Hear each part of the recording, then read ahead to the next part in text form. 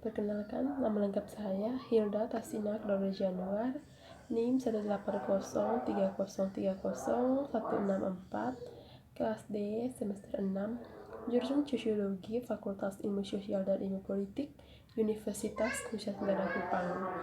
Baik, pada kesempatan kali ini saya akan mempresentasikan tugas mingguan ke-6 mata kuliah metode kualitatif. Yang pertama, apa itu penelitian kualitatif? Penelitian kualitatif itu bertujuan untuk memahami fenomena atau gejala sosial dengan lebih menitik beratkan pada gambaran yang lengkap tentang fenomena yang dikaji daripada memerincinya menjadi variabel-variabel yang saling terkait. Di sini ada 3 pendekatan kualitatif dalam pendidikan. Yang pertama, positivis. Dalam bentuk ini, pendekatan kualitatif meletakkan pendidikan atau lembaga pendidikan adalah sebagai objek, gejala-gejala atau sistem pengajaran di sekolah yang diteliti. Yang kedua, interpretif. Pada pendekatan ini, pendidikan diletakkan pada proses yang dilakukan dan sekolah dianggap sebagai pengalaman nyata. Yang ketiga, critical desires.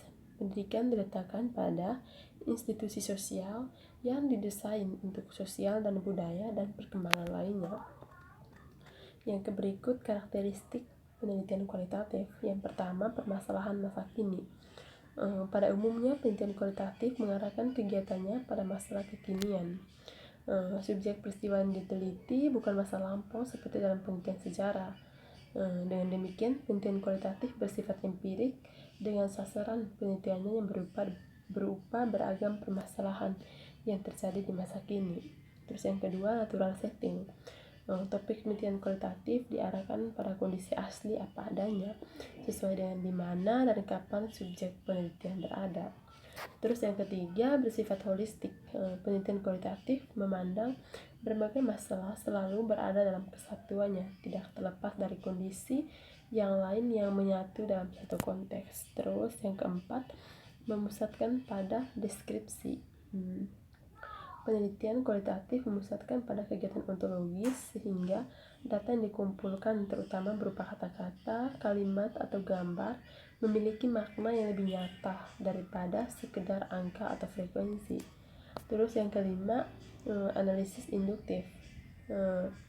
Penelitian kualitatif menekankan pada analisis induktif. Data yang dikumpulkan bukan dimaksudkan untuk mendukung atau menolak hipotesis penelitian, tetapi abstraksi disusun sebagai kekhususan yang telah terkumpul dan dikelompokkan melalui proses pengumpulan data yang dilakukan secara teliti. 6. Desain penelitian lentur dan terbuka.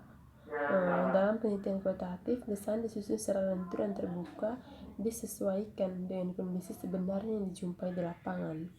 Terus yang berikut, peneliti sebagai alat utama penelitian. Sebagai alat pengumpulan data dapat dimanfaatkan sebagai peralatan penunjang dalam penelitian kualitatif.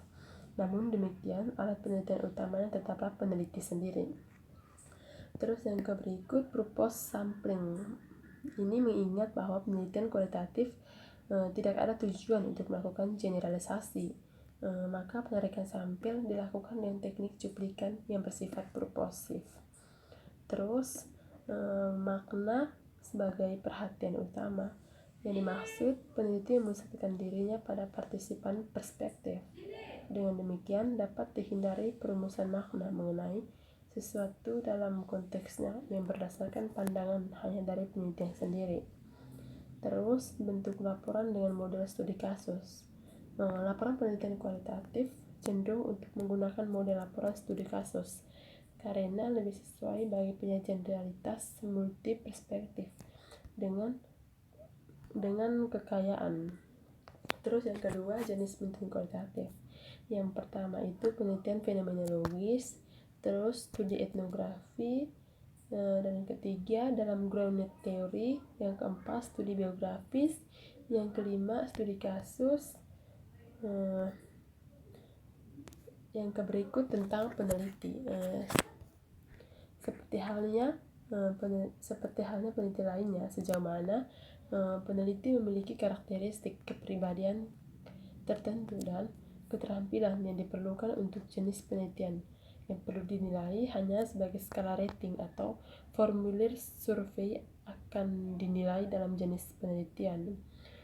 Sepanjang penelitian, proses dari merancang studi untuk pengumpulan data, analisis data, ada prosedur yang ditetapkan. Tidak ada atau protokol yang dapat diikuti langkah demi langkah. Pedoman dan pengalaman orang lain dapat membantu, tetapi peneliti harus dapat mengenali bahwa cara terbaik untuk melanjutkan tidak selalu terlihat jelas. Yang berikut studi kasus sebagai penelitian kualitatif, yaitu yang pertama, pengertian studi kasus. Studi kasus adalah sebuah metode penelitian yang secara khusus menyelidiki fenomena kontemporer yang terdapat dalam konteks kehidupan nyata yang dilaksanakan ketika batasan-batasan antara fenomena dan konteksnya belum jelas, dengan menggunakan berbagai sumber data. Terus tipe studi kasus yaitu tipe kasus tunggal dan desain multikasus. Terus yang berikut teknik-teknik pengambilan sampel. Secara umum ada dua jenis teknik pengambilan sampel, yaitu sampel acak dan random sampling atau random sampling dan probability sampling. Sampel tidak acak atau non random sampling atau non probability sampling. Yang dimaksud dengan random sampling adalah cara pengambilan sampel yang memberikan kesempatan yang sama untuk diambil kepada setiap elemen populasi. Sedangkan yang dimaksud dengan non-random sampling atau non-probability sampling, setiap elemen populasi tidak mempunyai kemungkinan yang sama untuk dijadikan sampel. Terus yang berikut, pengumpulan data kualitatif. Teknik pengumpulan data yang paling umum dipakai adalah penelitian kualitatif, yaitu observasi, wawancara, dan analisis dokumen. Pemilihan ketiga teknik pengumpulan data ini harus relevan dengan pertanyaan penelitian. Terus, observasi merupakan teknik pengumpulan data yang fundamental dan sangat penting dalam sebuah penelitian kualitatif. Dalam melakukan observasi, penulis perlu menjelaskan beberapa hal, yaitu satuan analisis, apa atau siapa yang diobservasi. Terus jenis observasi apa yang dipakai, manfaat atau kelemahan jenis observasi yang dipakai, berapa kali dan berapa lama observasi dilakukan, apa yang dilihat dalam observasi, dan bagaimana cara merekam data observasi. Terus, menjadi seorang pengamat yang cermat. Observasi dalam penelitian, kita sering melakukan pengamatan terhadap dunia dan perilaku kita sehari-hari, karena hasil pengamatan ini akan membuat kita memahami dunia kita dan memimpin tindakan kita untuk di masa yang akan datang. Kebanyakan pengamatan ini dilakukan secara rutin, secara tidak sadar dan tidak sistematis. Apa yang harus diamati, rekaman observasi, dan lain-lain. Terus yang berikut, penggalian data dari dokumen. Yang pertama itu sifat dokumen, yang kedua jenis dokumen, dan yang ketiga itu dokumen yang dihasilkan oleh peneliti. Data kualitatif yang dihasilkan oleh peneliti juga jatuh ke dalam kategori dokumen.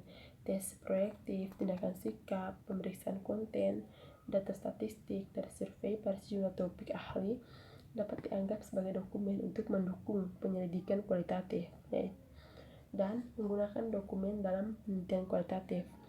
Menggunakan bahan dokumenter sebagai data tidak jauh berbeda dengan menggunakan wawancara atau observasi. Yang berikut analisis data. Yang pertama itu biografi, yang kedua fenomenologi, terus yang ketiga ground theory, yang keempat etnografi. Langkah-langkah analisis data pada studi etnografi yaitu mengorganisir file, membaca keseluruhan informasi dan memberi kode, terus menguraikan setting sosial dan persebaran diteliti, terus menginterpretasi penemuan, dan menyajikan presentasi baratif berupa tabel, gambar, atau uraian. Terus yang berikut studi kasus. Yang berikut validitas data dan reliabilitas dalam penelitian kualitatif. Yang dimaksud dari validitas yaitu yang dilakukan kebenarannya karena beberapa hal, yaitu subjektivitas peneliti merupakan hal yang dominan dalam penelitian kualitatif. Alat penelitian yang diandalkan adalah wawancara dan observasi yang mengandung banyak kelemahan ketika dilakukan secara terbuka dan apalagi tanpa kontrol, dan sumber data kualitatif yang kurang kredibel akan mempengaruhi hasil akurasi penelitian. Reliabilitas itu dipengaruhi oleh definisi konsep, yaitu suatu konsep dan definisi yang dirumuskan berbeda-beda menurut pengetahuan peneliti, metode pengumpulan dan analisis data, terus situasi dan kondisi sosial, status dan kedudukan peneliti di hadapan responden, serta hubungan peneliti dengan responden. Sekian dan terima kasih.